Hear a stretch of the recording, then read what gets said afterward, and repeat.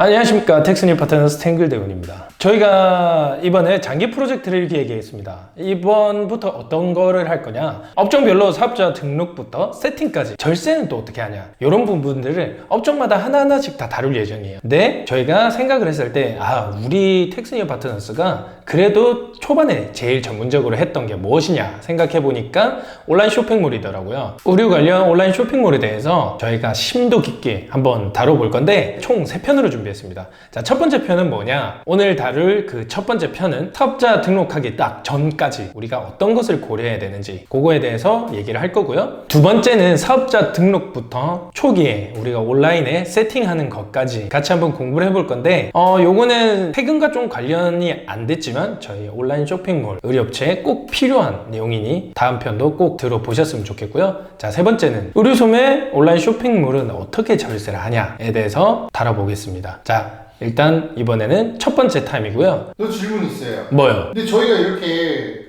하나에서 열까지 다 하면 네, 저희가 필요 없지 않으면 어떡하죠? 저희는 유튜브 채널은 저희 텍스뉴 파트너스의 수익 창출을 위한 채널이 아니에요. 구독자분들께 좋은 정보를 전달하는 채널이지, 다른 분들 헷갈리시더라고요. 우리가 텍스뉴 파트너스 홍보하려고 이 채널을 운영하나 보다. 그렇죠. 아니에요. 그러면은 제가 이 시간에 이걸 왜 하겠어요? 나가서 놀지? 나가서 영업하지? 많은 분들한테 제대로 된 정보를 좀 전달해 드리고 싶어서 만든 텍스뉴 파트너스니 그런 거는 생각 안 하셔도 됩니다. 다 공개하시는 건가요? 다요? 옛날에 이런 말 있잖아. A부터 Z까지. 또 뭐가 있나요? 1부터 10까지. 머리부터 발끝까지요. 사랑스러워?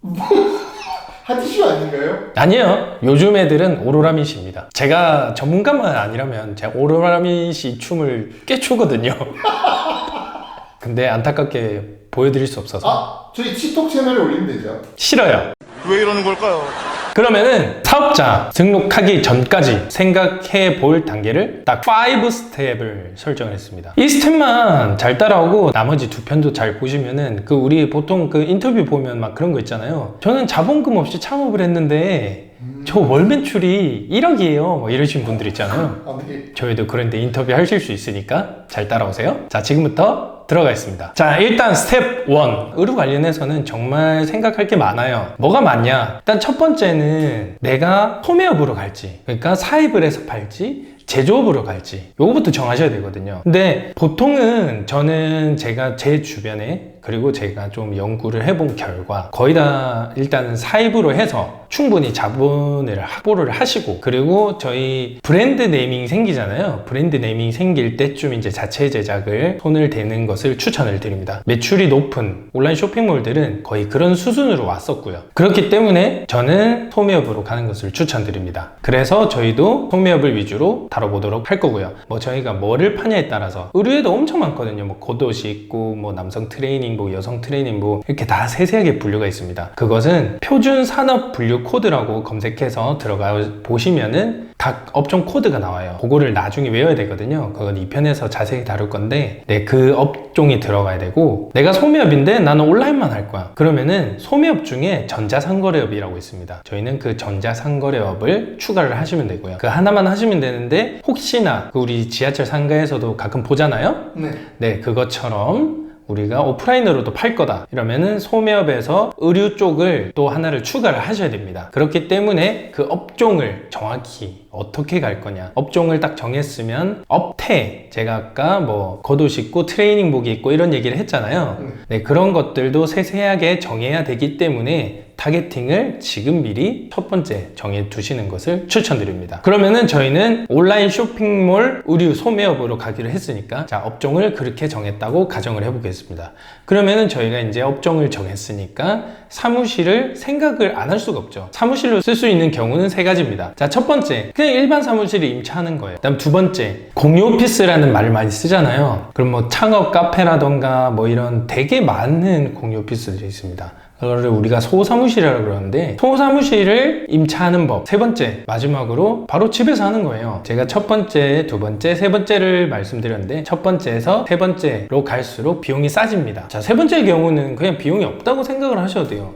대신에 세 번째로 갈 경우에는, 저는 세 번째를 사실 추천을 합니다만, 세 번째로 갈 경우에는 어떻게 하셔야 되냐면은 집주인의 허락을 받아야 됩니다. 자, 이거는 공인중개사분들이 얘기를 하는 거예요. 세법과는 전혀 무관하고요. 허락을 받아야 되는 것이 첫 번째 저희가 생각해 볼 점이고요. 자, 두 번째 지불을 할 경우 뭐가 있냐면은 우리가 임차료가 어쨌든 집에서 살다가 이제 월세를 내거나 하면은 이제 임차 비용이 발생을 하시잖아요. 근데 거주지를 사업자로 할 경우에는 이 월세에 대해서 비용으로 받지를 못합니다. 왜냐면 저희는 그렇게 생각할 수 있잖아요. 나 그래도 어느 정도는 사업용으로 분명히 쓴 것 같은데 왜 조금이라도 못 넣어? 라고 생각하실 수 있지만 국세청 입장에서는 부분이 불분명하기 때문에 아예 그냥 안 해주는 것으로 봅니다. 자, 이제 우리가 이렇게 업종을 정했고 사무실을 정했다면 이제 스텝 3, 이제 사업자 등록을 하기 전에 어떻게 사업자 등록을 할지 생각을 하셔야 되잖아요. 그 첫 번째로 법인 사업자를 할지 개인 사업자를 할지입니다. 뭐 보통 잘 모르시는 분들은 뭐 전혀 고민 없이 개인 사업자를 많이 하실 거예요. 근데 조금 아시는 분들은 되게 고민을 많이 하시더라고요. 그래서 저희가 업종에 따라서 어떨 때 법인 사업자가 좋고 어떨 때 개인 사업자가 좋다 이런 거를 저희가 판단은 해드리는데, 그러면 저희가 일반적으로 판단해 드릴 때 생각하는 법인 사업자와 개인 사업자의 판단 기준은 뭘까요? 판단 기준은 다음과 같습니다. 첫 번째, 대표님들이 많이 궁금해 하시는 부분, 법인 사업자는 확실히 대출이 잘 나옵니다. 무조건 법인이라고 신설법인인데도 대출이 잘 나온다 이 말은 아니고, 같은 매출 대비 법인 사업자가 개인 사업자보다 대출을 받기 쉬워지고, 같은 매출 대비 개인 사업자보다 법인 사업자가 기관에서 대출을 받기가 쉬워집니다. 물론 담보가 빠방하시다면은 뭘 하시든 다 받으실 수 있습니다. 두 번째는 인식의 차이입니다. 이게 무슨 말이냐면은 저희 업종 같은 경우에도 세무사가 개인 사무실이 있고 법인 사무실이 있거든요. 근데 사실 보면은 개인 사업자나 법인 사업자나 실력이 비슷해요. 오히려 실력이 높으신 분들 중에서는 어떻게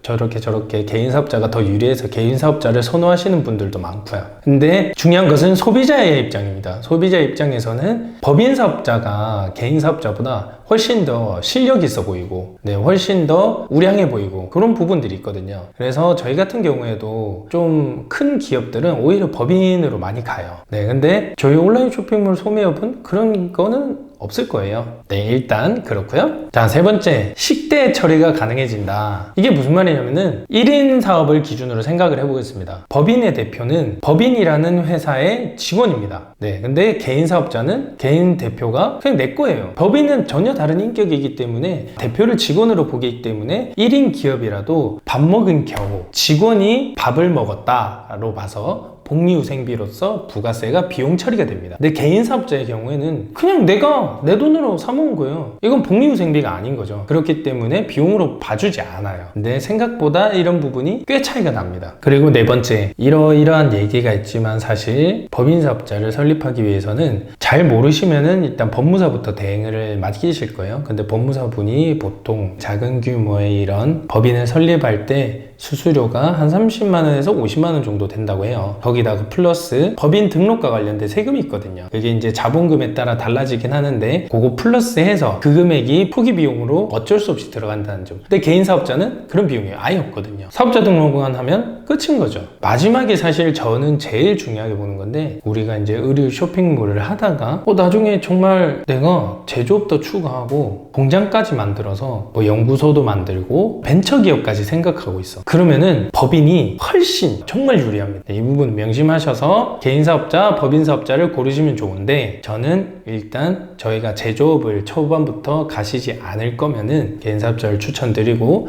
나중에 뭐 제조업을 추가한다거나 좀 야망이 커진다고 하시면은 그때 법인 전환을 하시는 것도 추천드려요. 근데 여기서 주의할 점은 이 법인 설립할 때랑 법인 전환할 때 드는 비용이 되게 차이가 많이 나요. 용역 수수료가 거의 한 5배에서 10배 차이는 나요. 법인 전환이 더 많이 든다는 거죠. 혹시 이유가 있을까요? 제가 이런 얘기를 해도 될지 모르겠지만 법인 전환하면은 다른 건 다 똑같습니다. 당연히 법인 전환도 법인을 새로 설립하는 거기 때문에 법무사 비용이라던가 뭐 등록에 대한 그런 비용 똑같은데, 이게 개인 사업이 커지다 보면은 정말 영업권을 만들어야 되기 때문에 감평을 받아야 될 경우가 발생하고요. 그리고 세무사가 또 업무 처리를 해줘야 되기 때문에 세무사 수수료도 발생을 해요. 그렇기 때문에 엄청나게 차이가 난다는 점 알고 계시면 되고, 그래서 마지막으로 드리는 말씀은 정말 경영에 대해서 빠삭하고 잘 아시는 분들은 후반부터 법인 사업자를 많이 하세요. 근데 저희는 경알못이잖아요. 그렇기 때문에 개인 사업자를 추천드립니다. 이제 마지막 스텝 4입니다. 우리가 개인 사업자를 골랐다라고 가정하면 일반 과세자를 할지 간이 과세자를 할지 무슨 업종을 하시든 다들 대표님들은 고민을 하시더라고요. 뭐 어떤 사람은 간이 과세자가 더 불리하다는 사람도 있고 난 도저히 모르겠어요 하시는데 제가 명쾌하게 그냥 내려드릴게요. 간이 과세자 하십시오.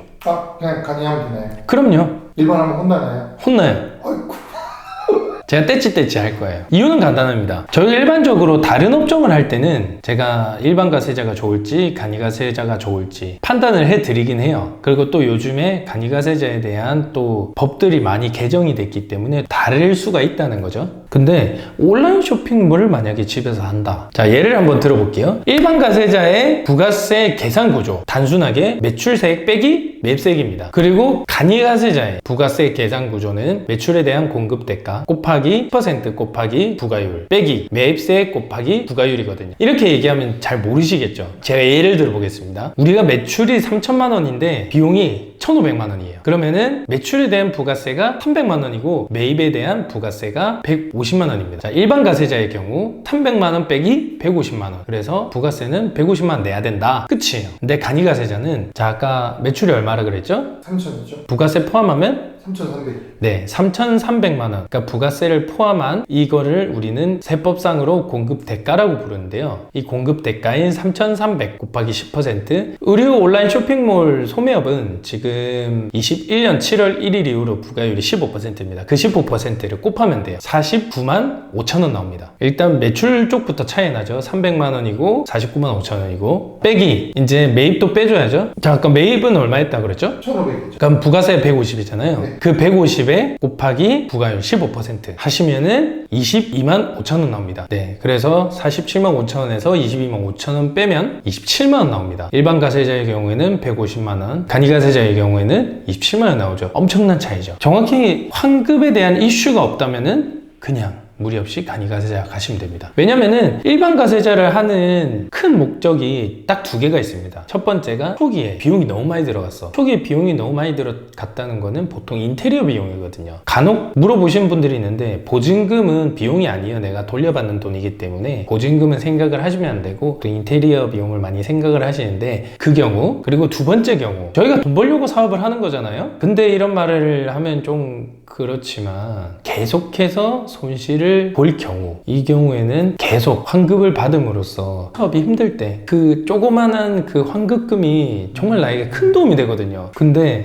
간이 과세자는 이렇게 마이너스 금액이 나도 환급을 받지 못하니까 첫 번째랑 두 번째랑 약간 일맥상통한 부분도 있는 거죠. 결국에 환급 문제라는 거. 그 부분 한번 숙지해 보시고요. 여기서 마지막으로 주의할 점 하나만 말씀을 드리면은 이 부분은 정확히 업종에 따라 다르다는 점. 다른 업종을 하실 분들이 이것을 보시고 그대로 적용하면은 큰일이 납니다. 제가 예를 한번 들어보겠습니다. 저희가 도매를 하는 업체예요. 우리가 B2C라는 말이 있고 B2B라는 말이 있잖아요. B2B를 하시는 분들은 일반적으로 회사에서 다른 회사의 비용을 썼을 때 그때 제대로 비용을 인정받기를 원해요. 근데 간이과세자와 거래를 했을 때 지금은 법이 좀 달라져서 뭐 4,800만 원 기준으로 뭔가 좀 다른 부분이 있습니다만 요거는 정말 너무 어려운 부분이기 때문에 설명은 드리기가 힘들고 어쨌든 비용으로 인정을 받기가 좀 힘들어요. 그래서 간이과세자인 회사랑 별로 거래를 안 하려고 그래요. 정말 업종에 따라 이 부분은 다르니까 다른 업종을 하시는 분들은 절대 똑같이 이것을 적용을 안 하셨으면 좋겠습니다. 네, 이렇게 저희가 4스텝으로 사업자 등록 전에 어떤 것을 고민해야 되는지에 대해서 알아봤고요. 사실 요거는 좀 기초편이라고 생각하시면 돼요. 이 남은 두 개가 정말 제대로 된 알짜배기거든요. 네, 그러니까 그것도 많은 시청 부탁드리고 이 기초편도 정말 마음에 들으셨다면 구독과 좋아요, 알림 설정까지 부탁드리면서 저희는 다음 편 사업자 등록에서 온라인 쇼핑몰 세팅하기까지 알아보도록 하겠습니다. 지금까지 텍스니어 파트너스 탱글대우이었습니다. 감사합니다.